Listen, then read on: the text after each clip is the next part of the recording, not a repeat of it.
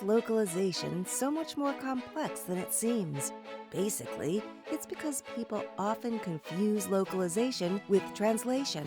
Translation is the process of moving content from one language into another. Localization is the process of making something appropriate for a local market. Localization may or may not include translation. Let's see what happens when HubSpotter Henry has a project that he thinks just needs translation. But when he meets Localization Linda, he finds out there's more to the story. Hey Linda, thanks for meeting with me. I'm so excited to get our developer blog posts translated into Japanese. I'm surprised you wanted to meet with me, though. I sent you the link to the blog. Isn't that all you need? Thanks so much, Henry. Yes, I love the developer blog. So cool that you're interested in having it in Japanese. I do have a few questions for you about the project, though. Of course. What do you need to know? Well, my first question, where does this content live? In which content management system? It's in the HubSpot CMS. Why does that matter? Oh, well, usually when we localize blog posts, we need to create an identical copy of the post in order to feed the translations back into the source content management system. We also store all the translations for future use in our translation management system, which is called a TMS, like CMS for translated content. Oh, geez, I forgot about that stuff. So, do you have an automated way to move this content between systems? Yes, fortunately we have a connector between those two systems, so we can automate it. But we'll need to do some testing first to ensure we can capture the text from each module on the page, or suppress certain modules if they might not be relevant or contain dynamic content. You know, that kind of thing. Oh, wow, this is more complicated than I realized. I had never even thought of that. Is that like a Google Translate thing? Not really. A TMS is something very different, but the benefit is similar in that it speeds up the process, helps ensure consistency and quality, and saves money. Google Translate is what we call machine translation. If you have content that lends itself to a machine learning approach, we can certainly discuss that option. Our team has plenty of training data available, and we've customized machine translation engines in the past, but generally, you need some lead time to do that. And it isn't always a great fit for a project like this one. Oh, wow, I thought your team just, translated stuff. I didn't realize you were so technical. Yeah, we're a bunch of language nerds and tech geeks over in localization. So another question for you. How many blog posts are you planning to translate in total? Well, I guess all of them? Well, translation costs money, so unless you have an unlimited budget, we'd usually recommend that you prioritize the things you need most so we can do those first. Also, if we're going to invest our team's budget and resources in this, we need to know the return on investment associated with it. I hadn't thought about that. I guess we could use the view counts in English. That could work, but you might also want to talk to the people in our Tokyo office and get their feedback. Sometimes the content a market like Japan needs will be different from what people want in English, but using the view counts in English could be a good place to start. Oh, I don't even know who to talk to in Tokyo. I can help you out there with a contact or two. We work with them all the time. Oh, thank you. So you'll get back to me on which posts you want to translate. Now, is the blog itself already translated into Japanese? What do you mean?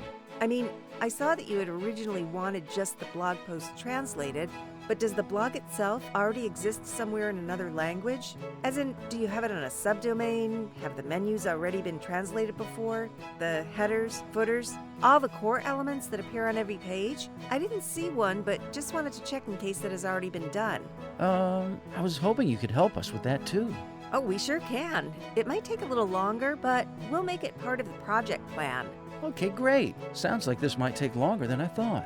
Actually, that's another question I had for you. What's your time frame? ASAP. We want to start recruiting our first developers in Japan, so we're hoping this will help us. So is the goal of the project to recruit more developers in Japan? That's right. We figured since we already have all this content, we should use it. Well, if you want this turned around quickly, it might not have much SEO value because Google's algorithm looks at a lot of things, such as the quality of the content, whether it seems like a good translation or an auto-generated one, whether the links take the user to content in their language, or... Oh, wait. What do you mean by links? The links you include in each blog post, those take people to content in English, right?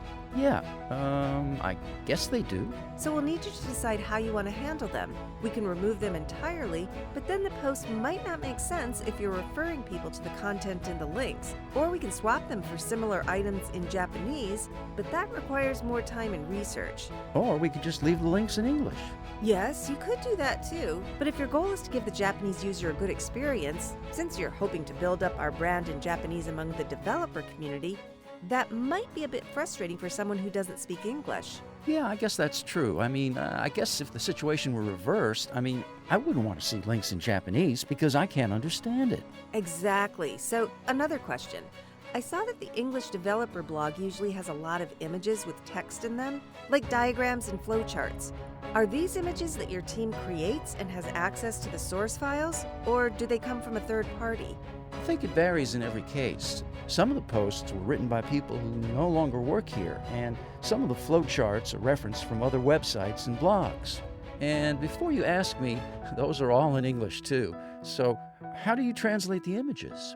Oh, we wave a magic wand. Just kidding. Sometimes we actually have to recreate them from scratch with a graphic designer who speaks Japanese. But if you have the source files available, that's the best option. It makes the cost so much lower and speeds everything up. But again, just like with links, we'll need you to tell us what you want us to do with those images. Wow, I had no idea how much work this would be. Yes, it is, but that's okay. We do this all the time. One last question for you. How do you usually promote these blog posts for the developer blog? Pretty basic stuff. We email them and promote them on social media. Oh, and do you have anyone who speaks Japanese to write the emails in the social media posts? Well, not yet. We were hoping to hire people, but like I said, we were going to use the developer blog to attract them, just like we do in English. Yeah, we can obviously localize emails. Those are easy. And you could perhaps skip social promotion for now, but really, it all depends on your ultimate goal. Maybe there could be an easier way to find developers in Japan? Like, maybe you hire a couple of Japanese developers first, and then they could help create a developer blog in Japanese. Yeah, now that you're asking me all these questions, I guess I was really just thinking about how we do things in the U.S. and basically just wanted to do the same thing in Japan. Our presence in Japan isn't really the same as in the U.S. yet, so it's totally okay if we do something different there. Different markets, different stages, different strategies. True. Wow. Well, this has really been eye-opening. Thanks, Linda. I think I'm going to go back to our team and figure out if we should still go down this path or use some other strategy for attracting talent in Japan. Thanks so much for your help. Anytime. We're always here to help. Helping teams think through this stuff is actually one of the most important things we do here. Definitely. This was super helpful. This localization stuff is a lot more complex than I realized. Oh, and hey, where can I get one of those t-shirts?